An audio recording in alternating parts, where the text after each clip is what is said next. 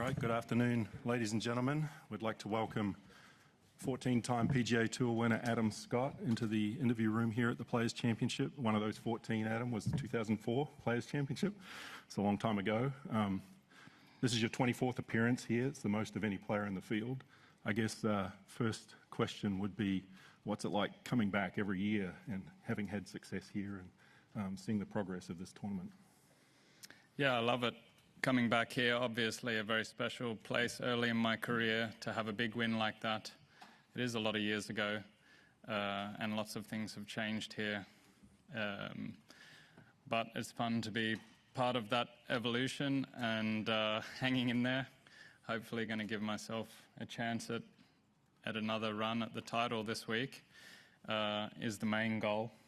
But all special memories, and actually over the last few years I've happened to spend a little bit more time around TPC Sawgrass with my family, staying on some weeks off after the event in the lead up. So it's been nice to get to know the staff at the club and hang out a little more casually than during the tournament. Nice. You're feeling pretty confident coming in here, having had a top 5 finish at the Genesis Invitational. Are you happy with your form coming in here?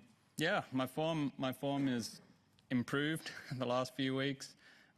Really put that down to some better putting this year, and certainly at Riviera and Bay Hill, which are good places to putt well. Everywhere is, but it feels like it's been the thing holding me back really for 12 to 18 months.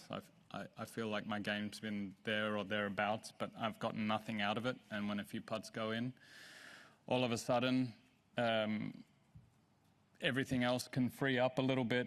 The pressure's off, and the scores come down. So I've enjoyed the last couple of events and hopefully carry that form into this week and beyond. Okay, we'll take some questions for Adam. If you have a question, just raise your hand and we'll get a microphone to you. And who do I see out here with a raised hand right now? Let's go to Jimmy in the back right there.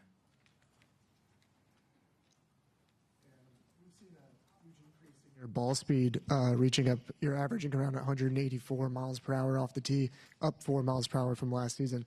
Just kind of, can you talk about what kind of training went into that and what you're looking for when you have driver in your hand?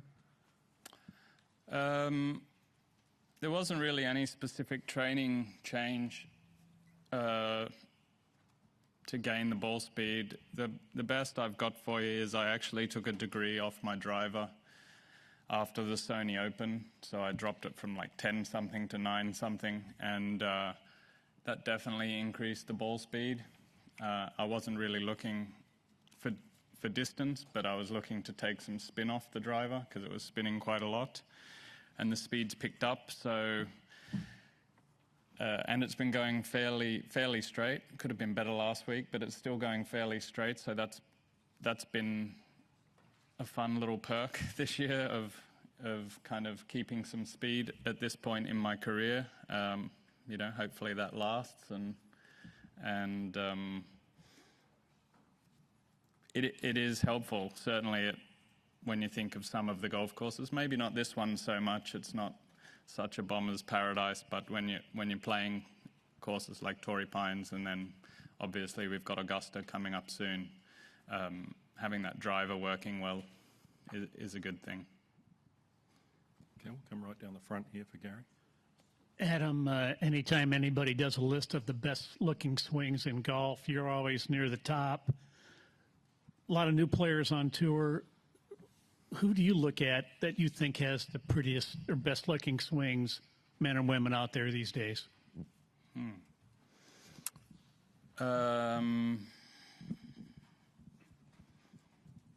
There are some nice looking swings out there.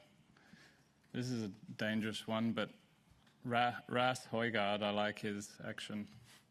It's tough when he's a twin and I'm picking one, not the other. That's pretty. I mean, look, there are a lot of great swings out there. Nelly Korda, you know, I like her swing as well.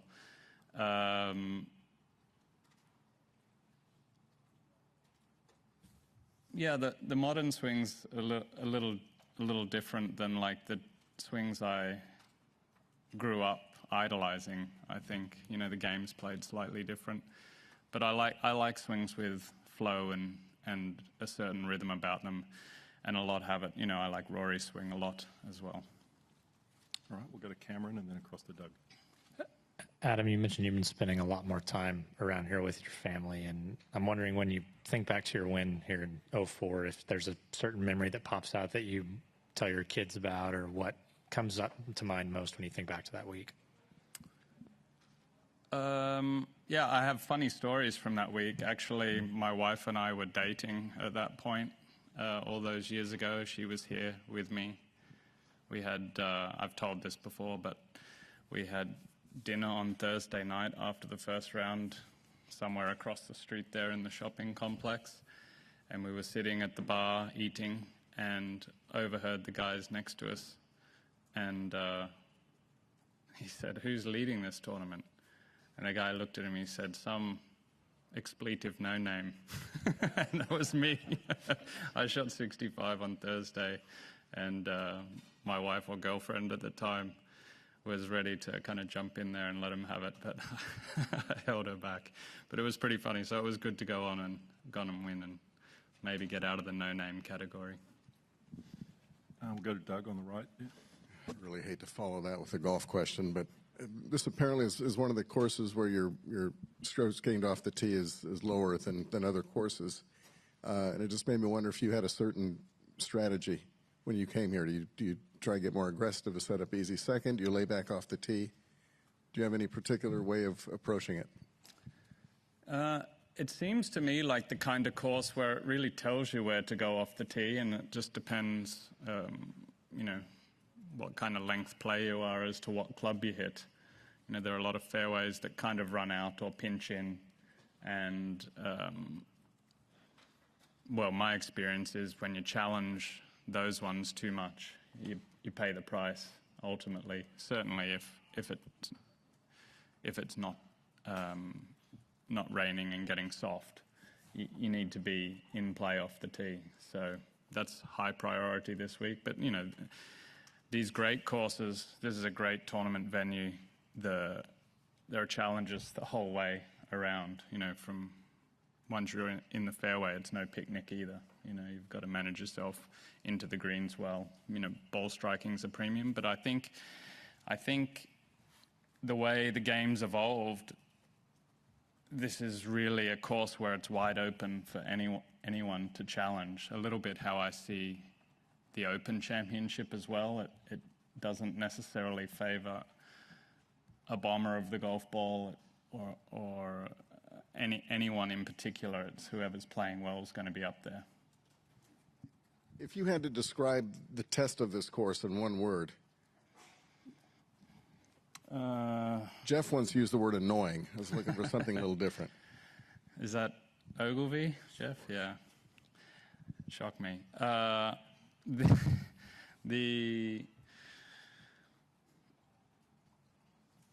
think it's exciting, honestly, just to be completely different than Jeff.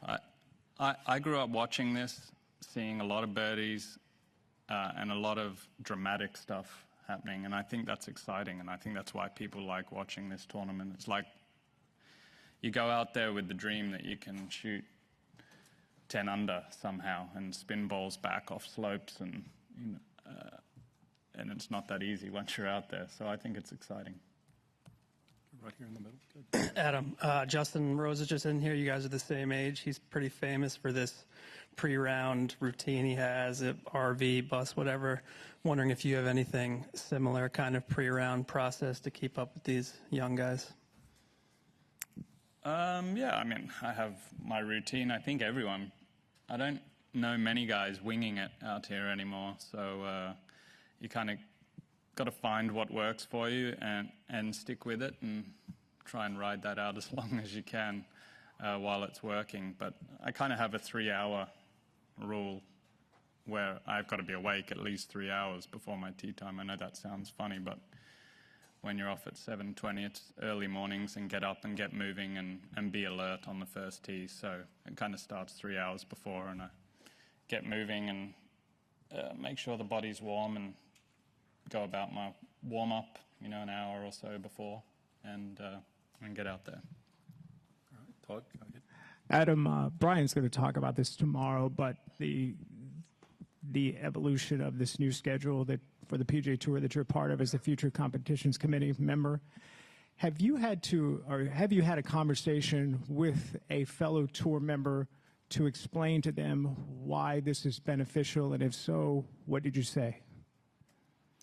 Not directly as you asked, but I think most of us have kind of talked to other members of the tour just to kind of gauge their feelings on things, but we don't have a direct position at the moment to really put out there, if you know what I mean. Yeah. I can't be specific with Guy because we don't have the specifics. So, I think generally most understand that some change is going to have to happen going forward. And, from my seat and my perspective, I don't think guys should be too concerned about that. I think the PGA Tour is in a strong position, and it's going to be in a stronger position going forward. Okay. Does everyone have what they need? Any further questions? All right. Adam, we appreciate your time. Good luck this week. Oh, we have one over here. Let's go. Come on, Alex. It's nice of you, Adam. Thank you. So why do you think the tour needs to become stronger than it is, and how do you think it gets there?